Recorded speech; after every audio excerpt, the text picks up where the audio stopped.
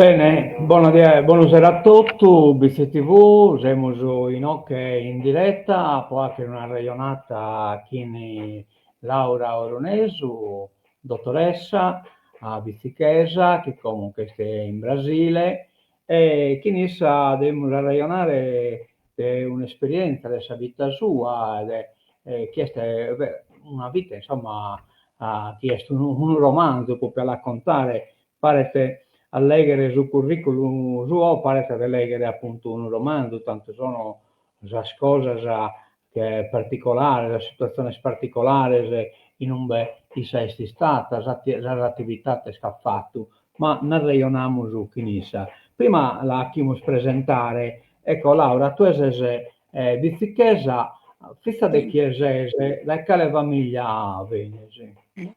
Gesuíta de Luquier de Miracino e de Celedo de Cassiolo. Zorre de Nanni, Oruneso e de Batoredo. E stai ai suoi chinato da De, Montemanno, Monte, de Montemanno, eh. A curso a ecco come Sadamo de Cartina. e soldi cartina. E comunque sui chinato è un pacco da gai, come ha detto tu Saida, abbiamo detto sente, Eh, insomma, un pacco disabitato, però eh, insomma un pacco di vitalità, di vergaro, insomma, sì, che siamo fino a spiegare questa idea della recuperare in qualche maniera, come possiamo per esempio preparare cortes abertas in questa diese sì, e basta tantas iniciativas, tantos eventos o atractivos, insomma, e chi dan a un spreco de su queste la gana di questa idea di querer andare da innanzi, di querer inventare, di querer insomma vivere e essere in grado di sviluppare sia la cultura che non siamo in esempio a nessuno in questo campo, ma pure economia può anche girare sente e può anche rimanere chi va a pure sviluppo e lavoro per andare ad innanzi. Ecco Laura, tu è una che ti sei laureata, insomma, dai vizi del Movita, sì, e quindi sei annata che ha tanto, insomma, hai fatto a suo lavoro, ecco, sì. e tanto il vestichese mancano per questo motivo. Ecco, dopo la laurea, hai non sei annata. Dopo la laurea ho lavorato un pacco in un bel po' lavorando non come dottoressa in un laboratorio di analisi, in un ospedale infantile dove era direttore il dottor Proto Buffoni in Ah, Piemonte. Ecco, lui mi aveva chiamato quando ero al terzo anno di medicina per passare le vacanze in questo ospedale, vedere già un po' come era fare il medico. E a me è piaciuto molto e a loro mancavano una persona che lavorasse nel laboratorio analisi e mi hanno offerto questa possibilità. E quindi mi sono trasferita all'Università di Torino e ho lavorato fino alla laurea nel laboratorio e poi è andata via una dottoressa e mi hanno assunto come medica proprio per 3 anni. Quindi ho lavorato là, poi dopo questo contratto ho lavorato come medico di base per altri 3 anni in un paesetto vicino, in due paesetti vicini. ecco, come dottore Condotto, Lucra Maia Mustanno, questa è Eh, una figura che oggi è veramente chircata, preziosa, che è su dottore chi è poi a contatto chi sa paziente e chi sa sente. E purtroppo, specialmente in Sardegna, a zona da chi sono completamente scoperte, chi non batta un dottore condotto e poi si rapportare chi sa sente. Un po' così è rimediare che in questa guardia medica, sa. Però non sì, è amate si cose sul dottore no, condotto che eh, è una figura particolare che proprio del rapporto diretto che sul paziente. Invece non possiamo considerare fortunato che in effetti il dottore condotto best, insomma, ma batte una parte della popolazione che ha debito di separare un dottore in fora della saida. Ecco, quando intervenne da te questa ispirazione,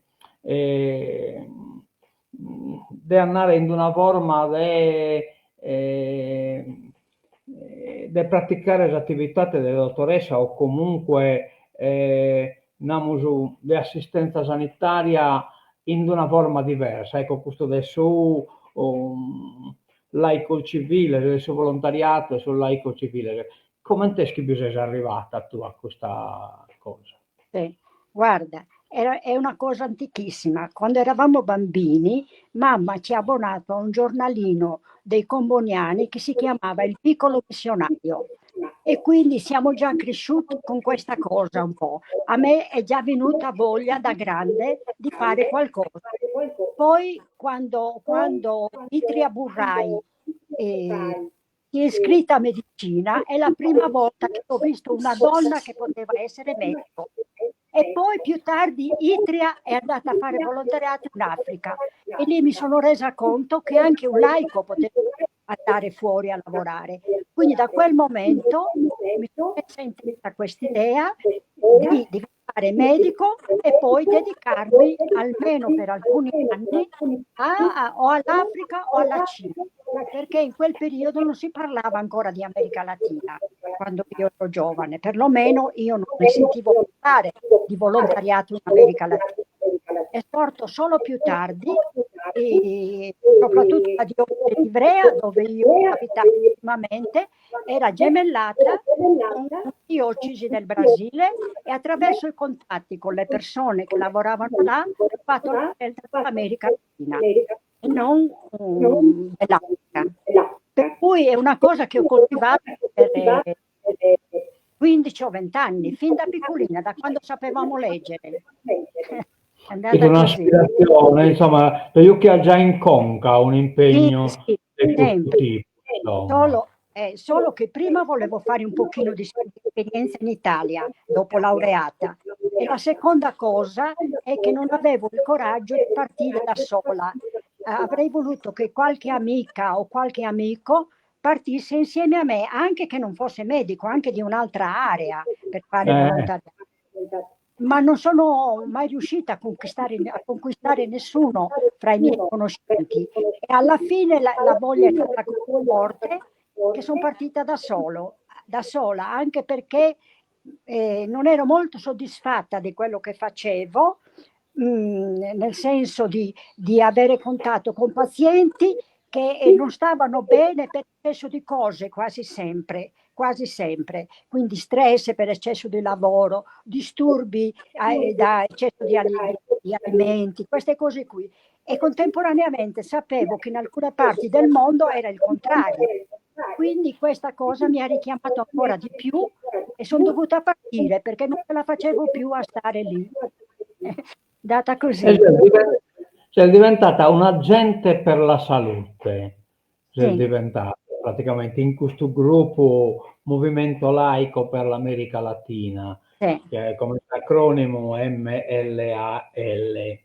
sì, E quindi ha fatto un contratto da 3 anni, cioè quindi è sì, un'organizzazione che ha chiamato questo scontrato, o appunto può arruolare o tennisco o può interessare questi agenti per la salute. sì.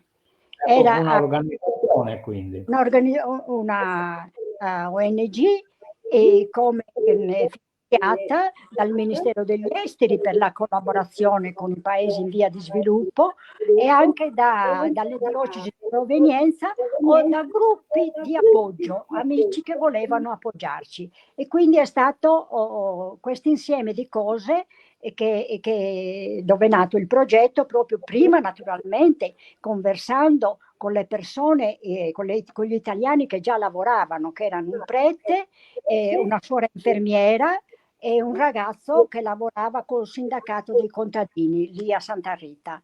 E lì è stato fatto il progetto, approvato dal Milal, e loro si sono preoccupati con tutto. In Brasile all'epoca c'era ancora la dittatura e non era facile ottenere il visto, solo attraverso la Chiesa che la chiamava, nel caso della salute, pastorale della salute. Allora il governo accettava, anche se io non ho mai fatto una pastorale, però è stata la maniera che abbiamo trovato per poter entrare in Brasile, col permesso di un anno, poi rinnovato e poi col visto definitivo. Ecco, in Brasile la laurea in medicina di Catena Italia non è valida, cioè non viene ti No, riconosciuta.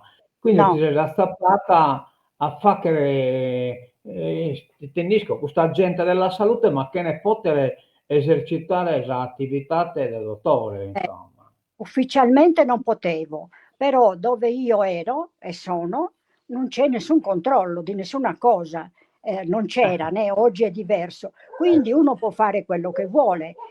Ancora adesso molte cose non sono controllate, cioè se mi capita io posso fare una visita medica, prescrivere un medicinale perché nessuno controlla qui nell'interno.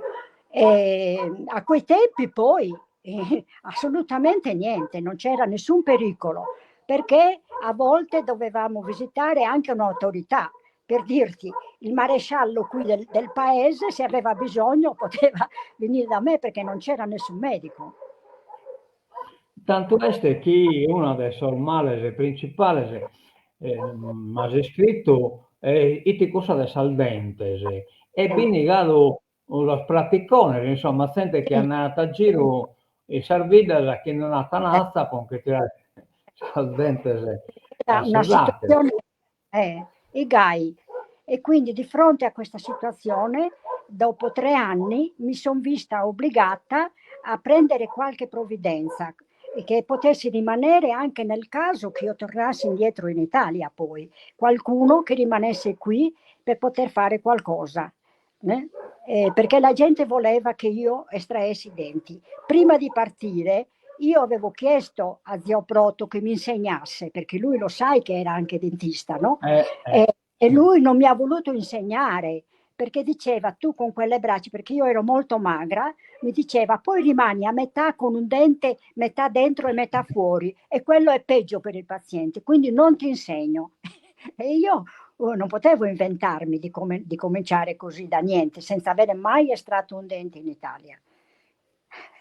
E quindi Eh, ha spiccato sovano, insomma, di questa sì, gente e non sì, state istruito a fare sì, il dentista, sì. insomma. Adesso ha fatto Prima, questo intervento di estrazione, insomma, sì. a No, che di alla modo fine che... facevano tutto. Allora, nel caso è cominciato uno e poi altre due ragazze che lavorano tuttora, le altre due. Ha cominciato con le estrazioni e con otturazioni semplici. Però siccome non avevamo la luce elettrica, non c'era l'energia elettrica a quel periodo, siamo riusciti a comprare a San Paolo un trapano a pedale, come se fosse una macchina da cucire, no? Solo che era un Ecco. trapano per poter pulire il dente prima di fare l'otturazione. E poi, solo che si scaldava molto e quindi era difficile. Poi, quando è arrivata la corrente elettrica, si sono comprati tutti gli attrezzi di cui si aveva bisogno, per cui alla fine facevano quasi tutto. Diciamo che non avevano solo la radiologia, ma facevano anche devitalizzazione di un dente, facevano tutti i tipi di protesi, dentiere complete o ponti, quello di cui c'era bisogno, e estrazioni di tutti i tipi, viaggiando con un furgone nei fine settimana insieme a me, che andavo per assumere un po' la responsabilità anche, no? Eh, E nei vari villaggi e, e- e lavorando insomma come si poteva. Andavamo con un fornellino a gas per sterilizzare gli attrezzi, le certo, tenaglie, perché a quel tempo non era ancora cominciata l'AIDS, AIDS non c'era ancora, perlomeno non qui nell'interno, e quindi si sterilizzava col fornello a gas. Eh, eh, e si faceva così, si mandava a dire una settimana prima alla comunità e le persone venivano anche da lontano. Per esempio una signora una volta ha fatto 18 chilometri a piedi, un'altra ha fatto 70 chilometri a cavallo per venire e si estraevano vari denti in un giorno perché poi ritornavamo solo dopo alcuni mesi. Per esempio questa signora dei 18 chilometri aveva 13 denti da estrarre o pezzi di denti. Allora eravamo preoccupati da fare una cosa del genere in un giorno. Al mattino ne abbiamo estratti 5 abbiamo visto che non è successo niente, non ha avuto allergie, non ha avuto emorragie, niente, e al pomeriggio abbiamo estratto gli altri 8 denti, 13 denti, e poi è tornata a piedi a casa sua, altri 18 chilometri. Cioè, se Era, conoscono un romanzo, erano questo cose, è stato, e è stato- gli ultimi siccome non c'era la corrente elettrica, con i fari del furgone si illuminava la persona e io con una lanterna a pile illuminavo la bocca anche della persona, perché venivano da lontano e non si potevano mandare indietro, bisognava finire di riceverli tutti in quel giorno. quindi noi te solo Santa Rita che serviva, ma pure a tener vita No, già no, cura. i lavori erano soprattutto nei villaggi. Sul villaggio, so. A intorno di questo, più o Eh, meno Santa Rita è una ida, una appena sul manna de visti, insomma, eh, chi invece eh, di abitanti, eh. una cosa gai. Oggi è Ermanna, oggi ha più di 10.000 abitanti, Ermanna, Ah. è anche ben sviluppato. È stato anche Eh, il comune è stato diviso e oggi apparteniamo a un altro comune che è la metà di quello che era Santa Rita. Però il nostro fatto dell'Olocausto può essere interessato solo del sospizzinello, dell'infanzia, Necessario. asilo, mensas e così Eh, via, insomma, quindi questo la gente della salute è agente sociale, certo, certo. eh, Eh, erano vuol persone scelte dalla comunità di provenienza, cioè si andava nei villaggi, si spiegava, facevano le riunioni e si sceglievano persone di fiducia. Le donne generalmente persone sposate e gli uomini a volte sì, per esempio c'è un signore padre di 12 figli, ha fatto il corso, anche lui, ma la maggior parte erano ragazzi. Si facevano i corsi con tappe di una settimana a Santa Rita, una settimana per mese, perché non potevano stare, perché lavoravano in campagna, e si facevano solo in periodi che avevano molto lavoro in campagna, perché se no non potevano venire. E la gente del villaggio si organizzava e mettevano nella borsa riso e fagioli per mangiare a Santa Rita nelle case che li ospitavano. pure un corso dell'artigianato, a Eh, essere inventato, dettaglio, eh, roba delle sartas, eccetera, eccetera. sì, E poi si comprato pure un trattore per sì, anche dare una mano all'agricoltura. E questo trattore sì, poi gestito in maniera collettiva, cioè non sì, sì, gestito a eh, un'azienda, ma usato sì. da tante persone, insomma. Sì, sì, molte persone, anche altri villaggi, non solo a Gicao, anche perché da qui a Santa Rita, che sono 110 chilometri, non ce n'era un altro, c'era solo questo trattore. E quindi la lavorazione agricola già e ne hanno fatta in maniera comunitaria da questo trattore che lo piccaiano da un Sì, loco a Sattilo, sì, insomma, per un esattamente. bene comune. Ecco. Cioè, tutto questo l'avete inventato voi, questa idea del suo trattore, Eh, e come è venuta fuori questa idea del suo no, trattore? l'idea è stata poi, in Ochi, in Angicau, vai a già un gruppo di cittadini che si organizzano per ottenere un prestito alla Banca dell'Agricoltura per poter comprare con agevolazioni un trattore e istituire poi i soldi nel corso degli anni.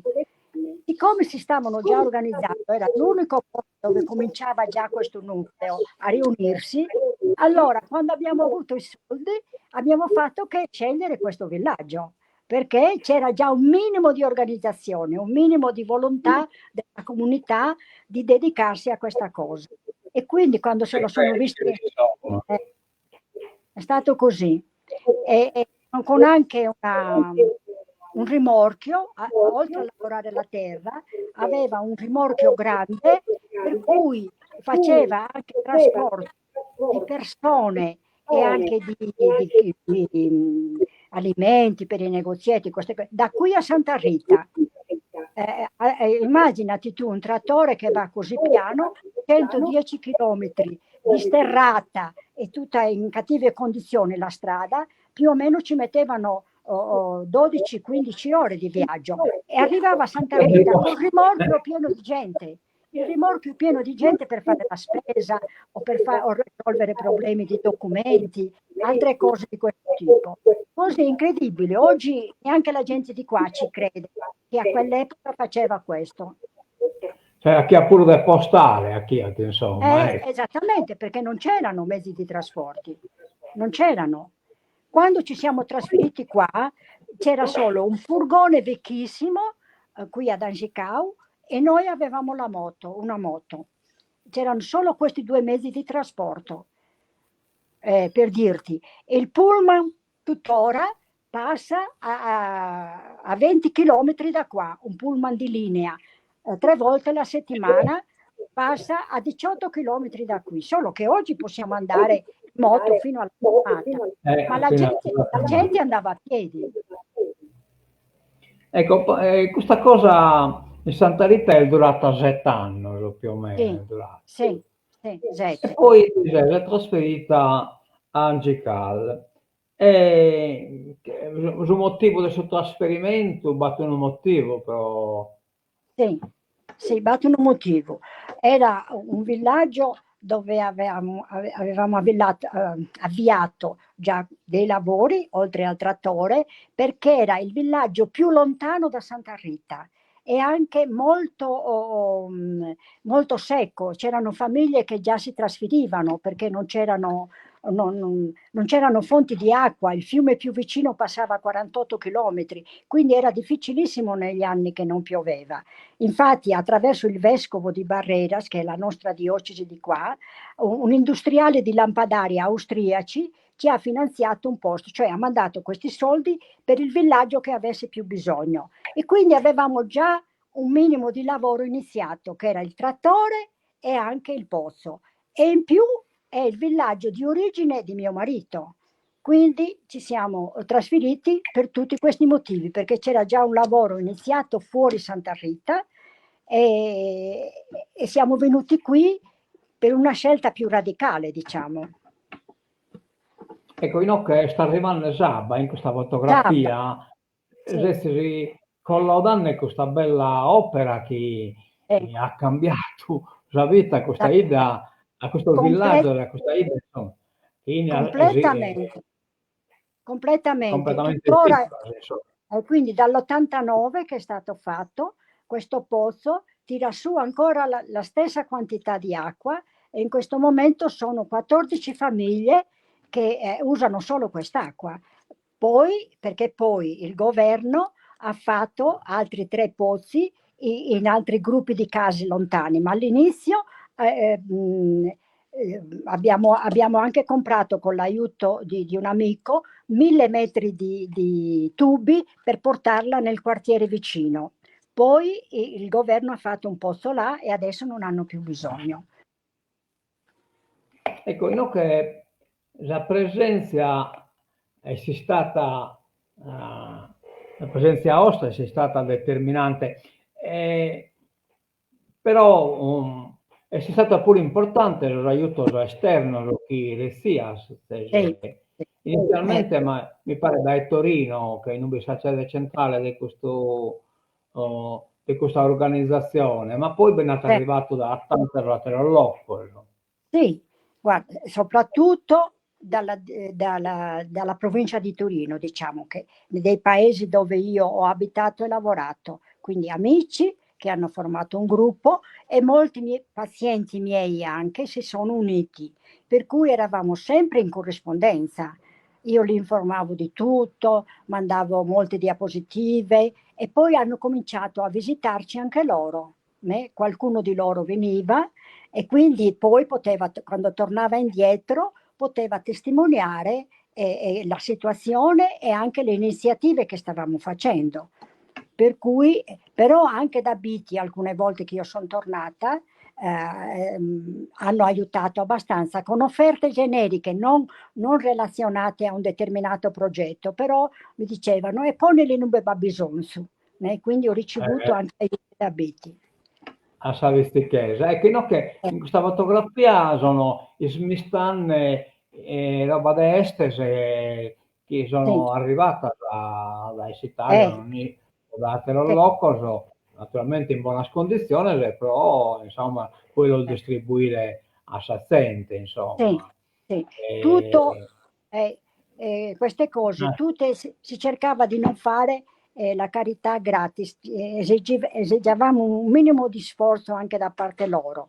Per esempio, ogni capo di vestiario, un anno per esempio, che abbiamo ricevuti molti, dovevano pagare con un litro di grano turco, per dire. ecco, Ecco, perché poi lo vendevamo ed era un minimo di cose per qualche attività che si faceva comunitaria, no? Quindi esigere un minimo di sforzo, pagavano con quello che avevano, perché la gente all'inizio non aveva assolutamente soldi, si pagava tutto, anche per esempio le estrazioni dei denti, la maggior parte degli adulti si pagava con giornate di lavoro, cioè la persona andava a estrarre un dente, diciamo che corrispondeva a 3 ore di lavoro, allora la persona andava nel campo del dentista a zappare o a raccogliere qualcosa per poter pagare, oppure con una gallina, con delle uova, perché non esistevano i soldi qui, solo qualche pensionato, ma questo solo dopo l'88, quando c'è stata la nuova Costituzione che ha approvato la pensione per gli agricoltori, allora hanno cominciato le persone anziane a ricevere soldi, ma prima non si vedevano soldi. La gente mangiava quello che piantava quando pioveva e faceva scambio di manioca, di fagioli, di riso e di grano turco per il caffè e per esempio un olio di semi, qualcosa che non era prodotto, perché il caffè lo producevano ma era poco, non era sufficiente. è E quindi stoccato, no, no, no, solo per stoccato dirti, anche, eh, di. no, ti è stoccato anche spursa mastra, ti è stoccato anche No, no, alfabetizzazione, insomma. sì, no, e allora io coordinavo un po' alcune ragazze che stavano già frequentando le magistrali o la scuola media superiore e all'inizio della scuola non avevamo nessuno qua diplomato. La scuola comunale che funzionava così per chi voleva andare e le due insegnanti erano due signore che avevano la seconda elementare e quindi erano capaci di alfabetizzare i bambini. Questa era l'esperienza che c'era da Anzicao. Quando abbiamo cominciato su richiesta della gente proprio, si è formata una piccola commissione, 5 persone, ci riuniva, io facevo parte, ci riunivamo tutti i lunedì per sapere come fare a inventare una scuola, dove prendere i soldi, che cosa ci si aspettava da questa scuola. E dopo 3 mesi di riunioni abbiamo messo un piccolo progetto che abbiamo mandato in Italia a un gruppo di appoggio e loro l'hanno approvato ed è cominciato tutto. Quindi è cominciata la costruzione della scuola, ma naturalmente è cominciato a funzionare appena aveva 2 aule, ha cominciato. E tutti gli anni riuscivamo più o meno a costruire un'aula. E poi all'inizio avevamo 2 maestri fuori, siamo andati a cercare fuori a Chicago che qui non c'erano, e poi piano piano si sono diplomate quelle di qua e quindi è andato tutto migliorando. E alla È fine, stoccato, dopo 10 anni, siamo riusciti a passare al comune le elementari e le medie, perché qui la scuola è gestita, all'interno la scuola è gestita dal comune, istituzione pubblica, e bene. poi la scuola media superiore, perché siamo arrivati a fondare la scuola media superiore e dopo alcuni anni di funzionamento è stata consegnata al governo statale e funziona tuttora così. Non è più Lui l'ha nostra, non è più della alfabetizzato, sinistra. sia po' minore sia po' manno, che avviene sol manno, insomma, vai a sente manna chi non schiata ne schiera nell'eghere, insomma, vai a... Assolutamente, perché non c'era nessuna scuola qui, non c'era niente, assolutamente. Ma è stato l'inizio di tutto, perché con il metodo che si usava, l'alfabetizzazione per gli adulti comincia con un prendere coscienza della realtà, dei problemi che abbiamo e perché li abbiamo e cosa possiamo fare. A partire da lì, che loro hanno cominciato a fare una lista dei problemi e come affrontarli. E uno dei problemi più importanti è stato l'analfabetismo. Quindi abbiamo cominciato a affrontare questo. E tutte le volte si affrontava qualcuna di queste cose che venivano discusse mentre imparavano l'alfabeto, a scrivere le prime parole. Usando questo metodo Paolo Freire, che è Sì, uno grande scrittore, ma non solo sì, scrittore, sociologo, sì, sì, studioso, pensatore, eccetera, eccetera. È uno gigante, certo, Paolo. certo, E quindi ha una base culturale di appoggio, insomma, a questa iniziativa non indifferente. sì. Eh, Poi però ha spessato pure di intervenire sopra de Saldomo, anche in modo che bare capito locui non bannare a stare, chiaro che la situazione che si è stappato noi del Salmenzo. Quindi in pratica Assolutamente. potete quasi improvvisato impresa, potete Eh, essere No, cominciato a... allora, ossia, questo è un progetto federale e l'ULA che ha cominciato questo progetto che si chiama Mia casa, mia vita, la mia casa è la mia vita. E quindi ha già costruito, sta costruendo migliaia, milioni in Brasile di abitazioni, sia urbane e sia rurali, perché fino a quel momento non esisteva un progetto per la zona rurale. Quindi la nostra associazione è venuta a saperlo e si è subito così è attivata. messa a disposizione per questo lavoro e fino adesso è una delle più qualificate. Addirittura adesso fa consulenza a vari altri comuni qui intorno che stanno cominciando solo adesso.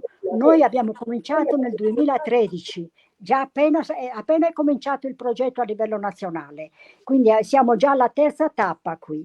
E nei comuni vicini stanno cominciando solo adesso, ma non hanno nessuna pratica e la nostra associazione è considerata una delle migliori qui, non solo nella nostra zona, ma anche a livello di altri stati che non sia la Bahia. Quindi cosa è successo quando è finita la dittatura, questo intervento federale che in Sì, Lula è successo, sì, quando è no, arrivato Lula o quando è eh, arrivato no. il governatore di Dilma? No, Lula ha governato per 8 anni, poi è entrata Dilma che è riuscita a governare per 5 anni, poi l'hanno tolta. Prima di Lula, dopo la dittatura, abbiamo avuto altri presidenti che però non hanno fatto questi progetti. Il progetto, cioè perché la Costituzione nuova, quando è finita la dittatura, è dell'88, 1988, e Lula ha cominciato a governare nel 2002. E quindi questi progetti sono sorti dopo l'inizio del governo di Lula, sia le case e sia molti sussidi alle famiglie numerose con reddito basso per poter mandare i figli a scuola, per potersi alimentare meglio. Anche pensa che adesso ad Angicao abbiamo un piccolo polo ambulatorio che funziona per conto dello Stato, quindi questo è un miracolo proprio, non si poteva immaginare in 50 anni che potesse succedere questo qua, tanto era disagiato. Per cui adesso le cose, sì, l'altro progetto importantissimo di Lula, la luce per tutti. Noi per 13 anni abbiamo abitato qui ad Angicao senza corrente elettrica, senza luce, senza niente. Per 13 anni abbiamo vissuto nel 2003, quindi siamo arrivati nel 2003, un anno dopo che Lula era presidente, ha già approvato questo progetto e quindi è già arrivata la luce. Per cui i Eh, benefici che abbiamo ricevuto sono immensi. Si è visto il cambiamento, quindi grazie a Eh, Lula, ma grazie pure a voi, se chi è veramente, che sei stato sul lievito che ha fatto matricare, che ha matricato Sarina, insomma, che ha cominciato a rioccupare di questa assente, che se no veramente in condizione diseredata, insomma, è sì, lasciato Gai Mattesa con tesoro. Ecco, come tu è in questa attualmente, come insomma, e te se fa che Laura, e te ti occupa già. Guarda, adesso non c'è più bisogno di me, quindi all'inizio, i primi 15 o 20 anni qui ad Anzicao, facevo visite mediche qui a casa quando le persone avevano bisogno, perché tanto anche nel paese, l'altro posto più vicino era a 70 chilometri, in un altro comune, un medico, no? Ed è stata un'esperienza che mi ha arricchito molto perché mi sono dovuta inventare cose, perché naturalmente fuori un apparecchio di pressione, un termometro, io non avevo altri strumenti, non è che potessi fare un elettrocardiogramma o una lastra se sospettavo per dire una polmonite o che. Per cui chi non poteva andare, io me ne facevo carico, chi non poteva andare a fare un esame, era solo dalla visita che io dovevo sforzarmi di dedurre cosa poteva essere, per dire, no? Quindi mi ha fatto benissimo questo tirocinio, diciamo. Ho imparato molte medicine naturali che la gente già usava e che io non conoscevo, e che è stata una scoperta enorme, anche alcuni tipi di miele che per esempio non abbiamo in Italia, non so se in Europa ci siano, e altre cose simili, per cui è stata di nuovo un'università popolare praticamente, che mi ha arricchito moltissimo. Adesso non c'è più bisogno perché ci sono i medici laureati autorizzati qua, e quindi io da praticamente un 7-8 anni non faccio più il medico, fuori se capita un'emergenza, ma se no non lo faccio più. E sono stata fortunata perché nel frattempo ho avuto accesso a un bellissimo corso di permacultura, che è un'agroecologia profonda, dove ho imparato tantissime cose su come vivere di agroecologia. E quando sono tornata da questo corso, intanto ho già cambiato di mentalità io stessa, e poi naturalmente insieme agli agricoltori, a contadini di qua, né, che si diffondono queste idee, e ho visto che è bellissimo adesso da passare da essere medico dell'agenzia ad essere medico del pianeta, diciamo, e lavorare per la salute del pianeta, né? Per cui mi sto dedicando molto a questi progetti di agroecologia con entità che finanziano per i contadini, sia piccoli progetti familiari e sia progetti comunitari per chi ha una terra comunitaria come noi abbiamo questa piccola azienda che era della scuola, che era per il mantenimento della scuola, e che l'associazione tiene tuttora in vita. Per cui, Allora, nada, nada. no, per cui Sì, adesso, 75 anni, mi dedico un po' a queste cose. Insomma, sei sempre attiva a Stelfissolo, no? È sì, vero? sì. Stelfissolo. È pure un'ipotesi, bisogna quindi Eh, qualcuno con gli altri. Eh, Due scoiatos, uno è separato, comunque ha due bambini, e l'altro ha tre bambini, e abita qui a 100 metri da casa mia. I due nipotini dell'altro stanno qui con me perché la mamma abita in un'altra città, che si sono separati, e mia figlia per adesso è qui con me a casa. Ha finito l'università da poco, e adesso anche lei si dedica, perché ha fatto molti corsi di permacultura e si sta dedicando a questo lavoro, all'agroecologia. Lei ha già cominciato un progetto di apicoltura con api che non hanno il pungiglione, sono native di qua della zona, e che ah, producono un miele medicinale che costa 10 volte il miele comune. quindi, e invece sei laureando e quindi in roba agronomo, e te laurea, che tipo di laurea spiccani No, tu? Ilsa è laureata in arti, Ah, questa tua. interdisciplinare di arti. E Ah, naturalmente le piace molto e fa anche queste cose, le ha già fatte anche in passato prima di laurearsi.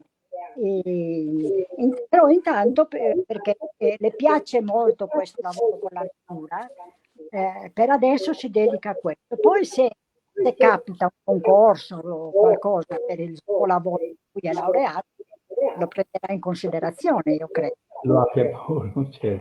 Ascolta, te numeri li saldato a questo stuolo. Per me, E te numeri, inventati, né? Il primo è quello che ha messo su il cellulare qua, si chiama Tiago, che è Giacomo in italiano, perché ci eh, piaceva molto questo nome. Il secondo si chiama David, in italiano, e l'ultima si chiama Angelica, ricordando un po' mio padre, che si chiama Angelo. Ah, ecco, quindi Eh, una qualche pesatura l'ha fatta, insomma. No? perché Camama Nanni l'ha pesata a mamma, che si chiama Lucia. Io ho pesata zia, non so se tu ti la ricordi, Grassadai Mirassi, Ah, sì, sorella sì. di mamma, che non si è sposata e ha aiutato a levare, a tirarci su. Io ho chiamato Graziella, la prima figlia che è nata prematura e non è vissuta. È vissuta 10 giorni solo. E quindi Eh, lei ha pesato via e avanti. esatto. Eh, E ti capita di pensare a Bizzi, a questa Ida, che insomma in qualche maniera bisogna scritta e ti bisogna spesata piccine e giovanette, insomma, fino all'università. Come te la no, pensi questa Ida? penso sempre, sì, sono stato scusa corso, comunità di Pruso, ma come sono un po' anziana, perché anche stato questo viaggio, né? Perché per andare all'aeroporto abbiamo 1000 chilometri di pullman per poter partire per l'Italia. Ma quando mamma è via, anziana, e ne non sanno, Caisa mi ha aiutato a pagare il viaggio, quindi andavo a trovarla tutti gli anni. Dopo che è mancata mamma sono venuta solo un paio di volte perché tentavo la pensione, insomma, come medica, perché come volontaria avrei potuto avere l'aspettativa, no? Poi mi hanno perso i documenti, me l'hanno data. Comunque sono riuscita ugualmente ad avere una piccola pensione tipo sociale e quindi sono venuta per sbrigare queste pratiche e contemporaneamente, naturalmente, anche rivedere i miei fratelli e gli amici di Biti, eccetera. Né? A Biti, dopo che c'era mamma, non mi fermavo molto, solo qualche giorno. Andavo a trovare le mie care amiche, che sono Maurizia e Tafarre. Comunque io in giro ho apponato, cioè ho avvisato la gente di questa intervista e appena schinerai a pochi in chi è di questa intervista, ma ti si ammenta tutto, Ma lì cioè, insomma, si mammenta Iana, che vinta scannip in Piemonte, a canno in Pabizzi in Fettas, a chi ha posato puntura, non me ne ha ah, in questo tempo. E quindi sente metta che ho tentato curare con l'agopuntura e per cui sono attenta. Non ho lavorato esattamente con a questo chi boetta ti scritto eh, proprio che ti si ammenta bene che l'hai assicurato, eh, chissà go puntura l'hai davvero, assicurato. E mi davvero. ti proprio mannino e contento Eh, di questo intervento tuo. E quindi se non è difficile, insomma, guidare in Sardegna, Cabeste, su viaggi un po' più impraticabili, insomma, 1000 chilometri in postale che era proprio atto, insomma. no, No. siamo abituati, però con l'età, no, insomma, lo trova più difficile. Può darsi che l'anno prossimo venga ad espedirmi, a congedarmi dalle persone, diciamo, no? Sia dai familiari e sia, speriamo, se io sono ancora viva e sono in salute come adesso, io non mi sono mai ammalata in Brasile di niente e non sono malata di niente, non prendo nessun tipo di medicine, sto benissimo. Per cui se l'anno prossimo mi sento bene come quest'anno, io penso che verrò e quindi ci vediamo. Guarda, bisogno già l'amica tua, stoti, no? Che Lucia Pintus, Ah, Francesca Ena, sì. Mariangela Pirino, Immacolata Ah, Trovu, che sono, oh, non so, compagna di scuola. deve leggere di una tua sul commento, non so se De- l'ha attivato. ma è perché è troppo piccolo, non riesco a leggere Il il problema del cellulare. minore non si Eh, lega, ecco. eh, E comunque Immacolata Tinarata, cara Laura, complimenti per quello che hai fatto e per quello che stai facendo. Un abbraccio dall'ex compagna di scuola Immacolata Trogu. grazie. Eh, Lucia Pinto, ciao carissima, Francesca Ena, ciao Laura, Ah, Franca Ena, e poi Angela Perino, ciao Laura, sì. insomma, Bini pure l'intervento poi sa presentazione che come no che non figurano. Dunque mi pare che appena sa più o meno ho visto tutto lo che noi abbiamo proposto di ieri, insomma, e ripeto, scrivere un libro non deve bastare di questa storia tua qua. Ne si Io due tre. perché questa intervista può non perdere un'esperienza di vita, cioè può la collettivizzare, può vedere chi in questa nazione vizichesa la chiamata Giorgia Sproni, però narrare che Zaida non è solo in occhio, ma Zaida è spartinata, ma poi però è stata una ida collegata, Geo Kirko della collegare che su intuizione che ha tapitumi all'inopilata che sul villaggio elettronico, visto che come bisogna solo mezzo, potremmo dare che non ho vizichesa che sta in Brasile e commente che siete in occhio, insomma, ecco, questo è sul È un villaggio piacere, elettronico, chi è un uniti piacere. da nazione vizichesa e chi ne può attrastante alle interviste le persone, insomma, chi ha te che sono in fora, persone molto interessanti. Alcune le ho seguite, alcune le ho seguite. Ecco. Quindi sta arrivata pure in Brasile, BCTV, sta arrivata. E beh, come mi approfittano che abbiamo da trasmettere in diretta buona parte delle cortes apertas, cioè Che bello. il sposonzo vizicheso che veste, che acchene, come entusiasti che si sposa, poi il sposo che è andato anche a piccare, tutto lo Sì, cerimoniale, insomma, l'abbiamo a trasmettere in diretta un po' chi è va bene. speziale, insomma. A parte da zero la Chitese.